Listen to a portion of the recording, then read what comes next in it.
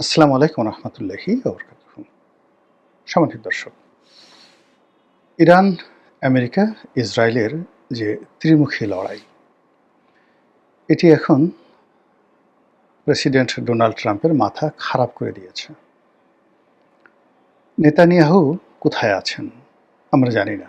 তিনি কি অসুস্থ, আহত, নাকি তিনিও ইমাম আলী খামেনির মতো ইন্তেকাল করেছেন বা জাহান্নামে গিয়েছেন, আমরা জানি না। পুরো মধ্যপ্রাচ্যের রাজনীতি থরথর করে কাঁপছে। আকাশে আগুনের হলকা, কোন জায়গাতে কখন কিভাবে যে ইরানের মিসাইল আঘাত হানে বলা যাচ্ছে না। ইরান যেভাবে আক্রমণ করছে, অবস্থা দৃষ্টি মনে হচ্ছে যে তারা নিজেদের যে রাগ এবং ক্রোধ, এটার সর্বোচ্চ তারা এই যুদ্ধের ময়দানে দেখাচ্ছে। গত 50 বছরের অবিরত প্রস্তুতি, গত 50 বছরের ক্রোধ, রাগ, এবং তারা যে প্রক্সি গ্রুপগুলো তৈরি করে রেখেছে মিডল ইস্টে, এখন তাদের সকলের জন্য জীবন মরণ সমস্যা। ইরান যদি না থাকে, হিজবুল্লাহ থাকবে না। ইরান যদি না থাকে, হুতি থাকবে না। ইরান যদি না থাকে, তাহলে হামাস থাকবে না। এর বাইরে অন্তত আরও ছোট বড় ইরাক, লেবানন, সিরিয়া, ইয়ামেন, ফিলিস্তিন, মিশর, জর্ডান, কুয়েত, এমনকি সৌদি আরবিয়াতে 100টার উপরে প্রক্সি সংগঠন আছে, সশস্ত্র প্রক্সি সংগঠন আছে ইরানের, যারা দ্বিধার্সে ফটাফট করে যে কোনো জায়গাটা অকারেজ ঘটিয়ে হাজার হাজার মানুষকে গুলি করতে পারে। তাদের কাছে machine gun, sub machine gun এবং একই সঙ্গে বহনযোগ্য যে সকল মারণাস্ত্র রয়েছে, যা দিয়ে তারা হেলিকপ্টার পর্যন্ত ভূপাতিত করতে পারে। তো এই যে প্রস্তুতি ইরানের, সেই প্রস্তুতি ইহুদিবাদের বিরুদ্ধে, সেই প্রস্তুতি ইসরায়েলের বিরুদ্ধে, সেই প্রস্তুতি খ্রিস্টানবাদের বিরুদ্ধে, মার্কিন আধিপত্যবাদের বিরুদ্ধে। এই চূড়ান্ত পর্যায়ে তারা এখন প্রায় বলা হয়ে থাকে তারা পারমাণবিক বোমা বানানোর পর্যায়ে পৌঁছে গেছে। এই যুদ্ধের পরে বেশ কয়েকটি বিস্ফোরণ হয়েছে, পুরো ইরান জুড়ে কম্পন তৈরি হয়েছে। সবাই বলার চেষ্টা করছে যে ইরান হয়তো পরমাণু বোমার বিস্ফোরণ ঘটিয়েছে। ঘটনা যদি সত্য হয়, তাহলে পুরো মধ্যপ্রাচ্যের যে রাজনীতির কোর্স অফ অ্যাকশন, এটি পরিবর্তন হয়ে যাবে। ইরান যে কাজটি করছে, তারা এবার মধ্যপ্রাচ্যের যে আকাশ প্রতিরক্ষা বহু, আমেরিকা এবং ইসরায়েলের যৌথ প্রযোজনাতে তারা ইসরায়েল এবং অন্যান্য আমেরিকা ইসরায়েলের বন্ধু রাষ্ট্রের যে সকল সীমানা রয়েছে, সেখানে তারা এই আকাশ প্রতিরক্ষা বহু তৈরি করে ফেলেছিল। এবং এই প্রতিরক্ষা বহু ভেদ করে ইরানের কোনো ক্ষেপণাস্ত্র ওই দেশে প্রবেশ করতে পারবে না, এরকম হম্বিতম্বি তারা করেছিল। সেই পুরো প্রতিরক্ষা বহু ভেঙে ফেলেছে। এখন ইরানের শাহেদ ড্রোন অনায়াসে, আমরা যেভাবে ঘুড়ি উড়াই, এইভাবে অনায়াসে নির্বিবাদে তারা এখন দুবাইয়ের আলবুর্জ খলিফা আলবুর্জ যে টাওয়ার, সেখানে আঘাত হানতে সক্ষম। তারা রিয়াদের হোটেল রিস কার্লটনে আঘাত হেনেছে। তারা সৌদি আরামকো তেল কোম্পানিতে আঘাত হেনেছে। এইভাবে আমেরিকার 17টি যে বেজ আছে ইরানকে কেন্দ্র করে, সব কিছু তছনছ করে দিয়েছে। এবং তাদের যে আক্রমণ, আমেরিকা এবং ইসরায়েল যে আক্রমণ, সেটা তারা যেভাবে ইরানের উপর বাড়িয়েছে, একই গতিতে ইরানও বাড়িয়ে দিয়েছে। মধ্য থেকে ইরান যে কাজটি করেছে, তাদের কৌশলগত যে পোতাশ্রয় রয়েছে হরমুজ প্রণালী, এটা বন্ধ করে দেওয়ার কারণে পুরো তেলের বাজার, সারা পৃথিবীতে পেট্রোলিয়ামের বাজার মানে লাগামহীন হয়ে গেছে। এবং এই যুদ্ধ যদি 1 মাস চলে, হরমুজ প্রণালী যদি মাত্র 1 মাস বন্ধ থাকে, আপনি নির্ঘাত ধরে নেন তেলের মূল্য এখন যা আছে বাংলাদেশে বা পৃথিবীতে, এটা 3 গুণ হয়ে যাবে, জাস্ট 3 টাইমস। শুধু তাই নয়, অন্যান্য যে সকল কেমিক্যাল রয়েছে, পেট্রোলিয়াম বাই প্রোডাক্ট রয়েছে, মানে পেট্রোলিয়াম থেকে যেগুলো তৈরি হয়, যেমন পিভিসি প্লাস্টিকের যে রেজিনগুলো তৈরি হয়, এলএনজি তৈরি হয়। তো এই যে এলএনজি, তারপর শেষে ফার্নেস অয়েল তৈরি হয়। এই জিনিসগুলো হাহাকার লেগে যাবে সারা দুনিয়াতে। সারা দুনিয়াতে মোবিলের ঘাটতি পড়ে যাবে, মোবিল পাওয়া যাবে না। তো এরকম একটি অবস্থায়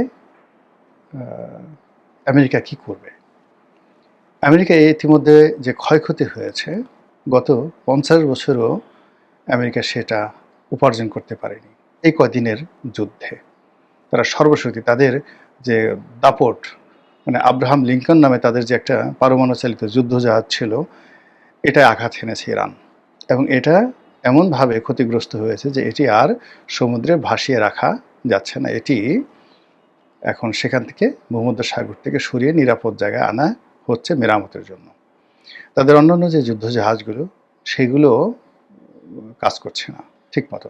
বিরাট আর একটি যুদ্ধজাহাজ, মানে সেটার পুরো টয়লেট সিস্টেমটা নষ্ট হয়ে গেছে। এখন যারা সেখানে প্রায় 8,000-এর মতো সৈন্য আছে, সেই 8,000 সৈন্য মানে ঘন্টার পর ঘন্টা দাঁড়িয়ে থাকে টয়লেট করার জন্য। এরকম একটা অবস্থা তৈরি হয়েছে সেখানে। মানে প্রাকৃতিক বিপর্যয় যাকে বলে, খোদার গজব যাকে বলা হয়, সেই জিনিসগুলো ইরানের জন্য তৈরি হয়েছে। এদিকে একজন বলতেছে ডোনাল্ড ট্রাম্পের শরীরে পছন্দ হয়েছে, রীতিমতো কুষ্ঠ হয়েছে, তার চামড়া নষ্ট হয়ে গেছে, এবং একটা ভিডিওতে দেখলাম যে সে এমনভাবে হাঁটছে অনেকটা মাতালের মতো, তারা ঘুরে পড়ে যাচ্ছে। সব মিলিয়ে আমেরিকার যারা পররাষ্ট্রমন্ত্রী আছেন, স্বরাষ্ট্রমন্ত্রী আছেন, তারপরে প্রতিরক্ষা মন্ত্রী আছেন, তাদের কথাবার্তা এলোমেলো হয়ে গেছে। এরা মানে আমেরিকার যারা জনগণ রয়েছেন, তারা এখন ডোনাল্ড ট্রাম্পকে দায়ী করছেন। তার যুদ্ধ করার ক্ষমতা কমানোর জন্য ওখানদের পার্লামেন্ট, যেটা মার্কিন কংগ্রেস, তারা বিল আনছে যে ইসাক আলী প্রেসিডেন্ট কংগ্রেসের অনুমতি ছাড়া যুদ্ধ ঘোষণা করতে পারবে না এবং যুদ্ধের আয়োজন করতে পারবে না। তো এই বিষয়গুলো এখন আমেরিকাতে ব্যাপক পরিবর্তন হচ্ছে, আর লক্ষ লক্ষ মানুষ হয়তো আর কদিন পরে রাস্তায় নেমে আসবে। এবং ইতিমধ্যে গত এই 4 দিনের যুদ্ধের ফলে সেখানে তেলের দাম গত 20 বছরে যেটা বাড়েনি, এইবার সেই তেলের দাম তারা বাড়িয়ে দিয়েছে সরকার। তো এই অবস্থাতে ডোনাল্ড ট্রাম্প কী করবেন? তিনি কি করজোড়ে ক্ষমা চাইবেন? তিনি কি এই যুদ্ধে ইরানের কাছে আত্মসমর্পণ করবেন? ইরানের যে ক্ষয়ক্ষতি হয়েছে সেটার ক্ষতিপূরণ দেবেন?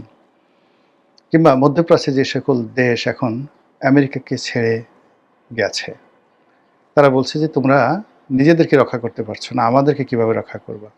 আমাদের যে সুখ স্বপ্ন, আমাদের ক্যাবারে ডিস্কো, আমাদের সেই বড় বড় যে বিত্তবিলাস, পেট্রো ডলার দিয়ে আমরা যেগুলো তুলেছি, সারা পৃথিবীর ধনীদেরকে নিয়ে আমরা যে একটা পাপের শহর তৈরি করেছি, যেখানে উন্মুক্ত যৌনতা থেকে শুরু করে সমস্ত অপকর্ম আমরা যেখানে প্রকাশ্যে করি সমুদ্রের তীরে বসে বসে, সেই বালাখানা ইরান ধ্বংস করে দিচ্ছে। এখন ইরানের এই শাহের ড্রোন মনে হচ্ছে আজরাইলের ড্রোন। আমরা যে পৃথিবীতে অপকর্ম করেছি আমেরিকানদের কবলে পড়ে, সেই অপকর্মের শাস্তি আমরা পাচ্ছি। আর তোমাদের সাথে নাই, আমরা এখন ইরানের সাথে আছি।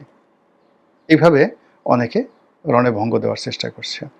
আবার এই যুদ্ধের ফলে যদি ইরান জিতে যায়, তাহলে মধ্যপ্রাচ্যের দেশগুলো ইরানের আনুগত্য করবে, অথবা তারাও এইভাবে পরমাণু যুদ্ধ শুরু করবে এবং একই সঙ্গে নিজেদের সামরিক ভান্ডার তারা শক্তিশালী করার চেষ্টা করবে। পুরো মধ্যপ্রাচ্য শেষ এই যুদ্ধের ফলে। আর অন্যদিকে ডোনাল্ড ট্রাম্প, মানে সে যদি এই যুদ্ধে পরাজিত হয়, তাকে ক্ষমতা হারাতে হবে, নেতানিয়াহুকে ফাঁসিতে চলতে হবে। কাজেই তারাও কিন্তু মরণ কামড় দেবে, এবং এটি ইতিমধ্যে তারা বলে ফেলেছে যে তারা সেখানে স্থল অভিযান চালাবে। যেভাবে ইরাকে তারা শূন্য সমাবেশ ঘটিয়েছিল, আপনাদের মনে আছে যে তখন প্রায় 4.5 লাখ রিপাবলিকান গার্ড ছিল, দুধর্ষ রিপাবলিকান গার্ড। তো সেই রিপাবলিকান গার্ডদের মোকাবেলা করার জন্য আমেরিকান সৈন্য সেখানে স্থল অভিযান চালিয়েছিল। এই একই স্থল অভিযান তারা ইরানে চালাতে চাচ্ছে। এটা নিয়ে আলোচনা। ইরানে কি স্থল অভিযান চালানো সম্ভব? না, কোনো অবস্থায় চালানো সম্ভব নয়। ইরানের যে অস্ত্র আছে, শস্ত্র আছে, গোলা বারুদ আছে, যে ভূমি আছে, এখানে 10 লাখ কেন 15 লাখ 20 লাখ সৈন্য যদি সমাবেশ করা হয়, ইরানের এই বিশাল ভূখণ্ডে তারা হারিয়ে যাবে, মরুভূমির বালির মধ্যে চাপা পড়ে যাবে। যে পর্বতমালা রয়েছে, জাগ্রেব পর্বতমালা রয়েছে, জাগ্রোস পর্বতমালা রয়েছে, সেই জাগ্রোস পর্বতমালা, সেখানে পৃথিবীর প্রথম ছাগল, মানে যাকে বলা হয় পাহাড়ি ছাগল। আপনি দেখেন ওই যে পাহাড়ে উঠে উঠে লাফায় লাফায় যে পাহাড়ে যে ছাগল ওঠে, সেই ছাগলের আদিভূমি এই জাগ্রোস পর্বতমালা। এবং এখানের অনেকগুলো পর্বতমালা রয়েছে ইস্পাহানের কাছাকাছি, যেখানে অনেক সন্ত্রাসী গ্রুপ ২০০ বছর ৩০০ বছর তাদের মধ্যে অ্যাসাসিনেশন একটা গ্রুপ ছিল। ৩০০ বছর পর্যন্ত পুরো পৃথিবীকে তারা ডমিনেট করেছে। ওখান থেকে যারা একটা স্লিপ পাঠাতো যে অমুক রাজদরবারে রাজাকে হত্যা করা হবে, সেই রাজদরবারে কান্নার রোল পড়ে যেত। কিন্তু একমাত্র হালাকু খানি সেই তাদেরকে দমন করতে পেরেছিল। এছাড়া ৩০০ বছর ওই দুর্ভেদ্য পাহাড়ি অঞ্চলে তারা লুকিয়ে থেকে সারা পৃথিবীকে তছনছ করেছে। এটা হলো ইরানের এমন একটা ভৌগোলিক অবস্থান, সেই ভৌগোলিক অবস্থান কারণে সেখানে যারা বসবাস করেন তারা প্রকৃতিগতভাবে ন্যাচারাল যে জাস্টিস তারা পান, ন্যাচারাল প্রোটেকশন তারা পান, সেই প্রোটেকশনের কারণে ইরানের সঙ্গে স্থল যুদ্ধ করা কোনো অবস্থায় সম্ভব নয়। তারা সৈন্য সমাবেশ করতে পারে, তাণ্ডব চালাতে পারে, জাস্ট লাইক আফগানিস্তান। তো আফগানিস্তানের ভূমি যে বৈচিত্র্য, সেই ভূমি বৈচিত্র্যের চাইতে ১,০০,০০০ গুণ বৈচিত্র্য এবং দুর্গম ভূমি হলো পারস্যের ভূমি। তো আফগানিস্তানে যদি আমেরিকার ওই অবস্থা হয়, তা ইরানে কী হবে বুঝতে পারেন ব্যাপারটা। আফগানিস্তান ছোট দেশ, তার সঙ্গে সঙ্গে লোক সংখ্যাও কম, অর্থনৈতিকভাবে প্রযুক্তিগতভাবে তাদের কিছুই ছিল না। তারা শুধুমাত্র পাহাড়ের ভিতরে গুহায় লুকিয়ে থেকে সেই রাইফেল বা AK-47 হাতে নিয়ে তারা সেই হাতাহাতি যুদ্ধ করেছে। এটাই আমেরিকা সামাল দিতে পারেনি। আর ইরানের যে প্রযুক্তি, ইরানের যে ঐতিহ্য, ইরানের যে জনগোষ্ঠী, তাদের যে প্রক্সি গ্রুপ, এর সাথে ২০ লাখ সৈন্য নিয়ে তারা যদি ওখানে যায়, ২০ লাখ সৈন্যের একটাও ওখান থেকে জীবন নিয়ে আসতে পারবে বলে আমার কাছে মনে হচ্ছে না।